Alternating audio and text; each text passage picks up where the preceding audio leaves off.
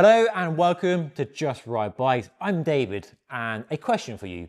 Could an electric pump like one of these replace an old-fashioned mini pump like this or even CO2? Well, to find out, to try and answer that question, for the past 6 months I've been testing these two pumps to see whether they're worth the hype, worth the money and worth replacing an old-fashioned pump like this. Now, these have become crazy popular over the last few months, maybe the last year or two, and you might own one. Let me know if you do by dropping a comment down below. And I was keen to see what all the fuss was about and whether they're actually any good or not.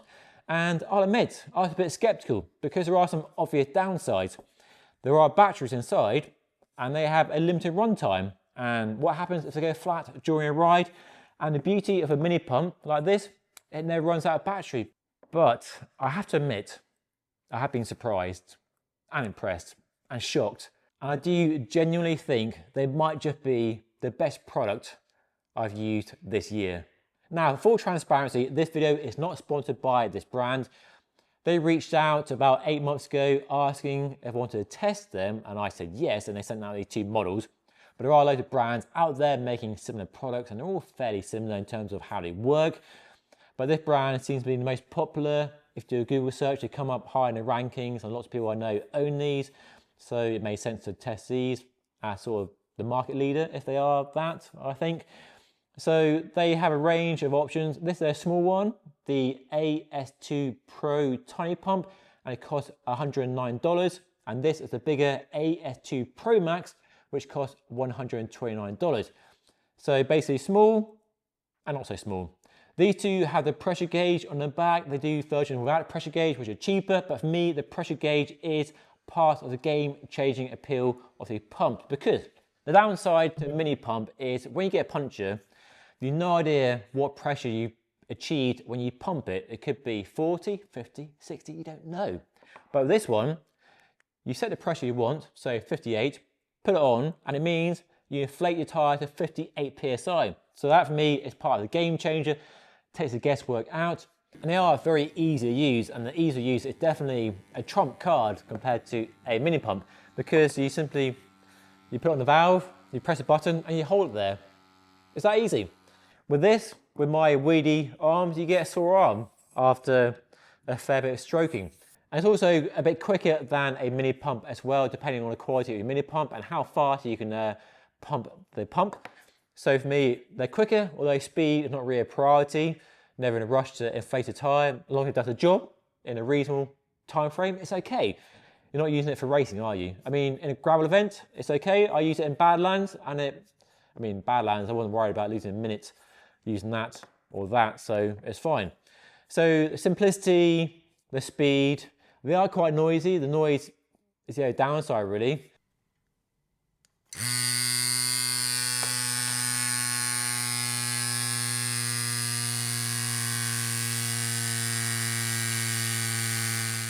And the other one, I guess, the big elephant in the room is the battery and the runtime. Now, the batteries are built into them and they're not replaceable.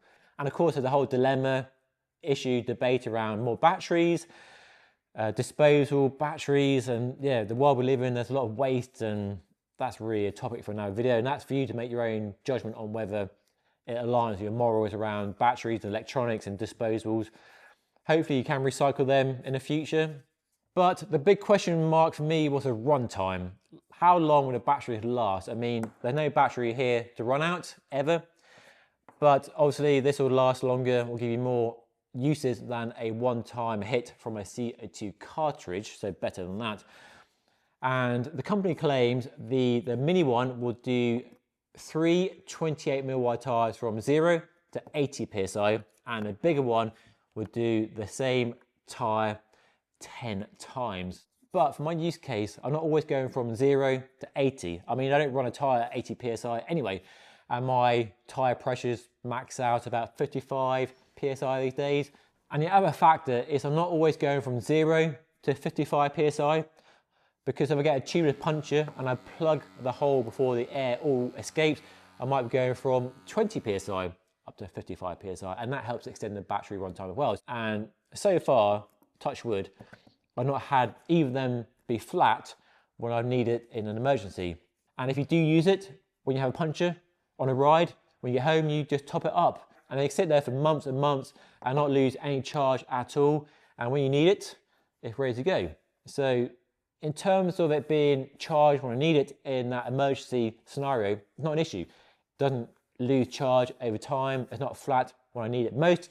It's ready to go, fully charged. And the run time is more than enough for 1 or 2 punches on a ride. If you're having 3, 4, 5 punches, then you're into territory where you probably run out of tubes or plugs or patches for the tubes anyway. So you're running into other problems aside from the runtime on these. So for me, in my 6 months of testing them, they haven't gone flat. I've not had limited runtime when I need it most. The runtime has been fine. The battery use has been just fine. Not had any issues at all. So for me, I use a small one in my saddlebag because it fits in a saddlebag or in a down tube of my Specialized Epic mountain bike or in your bike packing. And this bigger one I use in my kit bag when I go into bike races, in the back of the car or the van.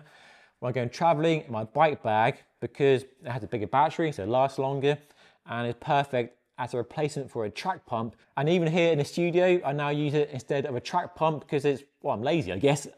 So I use this instead of a track pump, and I don't have a compressor in here. So 2 versions, 2 sizes for different scenarios, and that's how I tend to use them. This one on the bike, this one off the bike. There are a few downsides to these pumps for me though. The first one is the fact they're not waterproof, which is a real shame. It means you have to put them in a plastic bag to protect them from the elements, but in a plastic bag, they are well protected in your saddlebag, your kit bag, wherever it might be. They can get quite warm to touch during extended use, and there's a silicone case that goes around them, but I dispense with that to save weight and space and don't really need that, to be honest. And there's a small hose extender that can go onto the valve. You have to take care with some valves, like plastic valves on TPU inner tubes, because the heat from this could potentially melt the valve. But with metal valves, I find it goes straight on here with no issue at all. I had great hopes of these being fantastic for installing inflating new tubeless tyres, as I have here, the nice new Pirelli tyre for testing. But as I'll demonstrate, not so. So onto the valve, press button, nothing. Not going up at all, nada. I've tried removing the valve coil, makes no difference. I guess it can't move enough air quickly enough to give that tyre that boost it needs to inflate onto the wheel, which means I still have to use my tubeless track pump.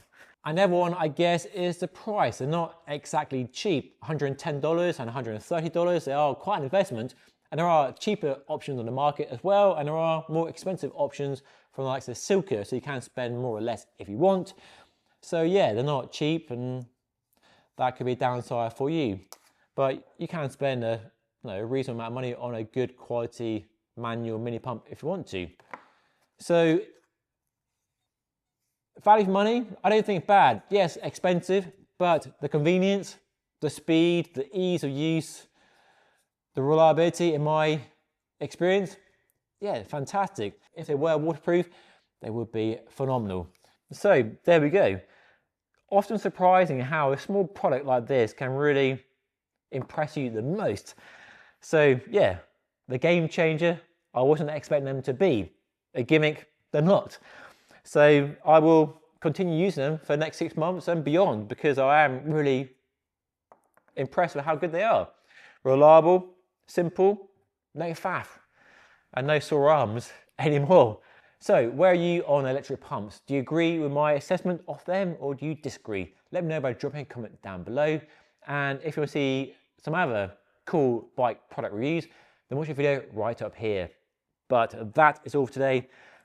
Thank you so much for watching. I'll see you again very soon.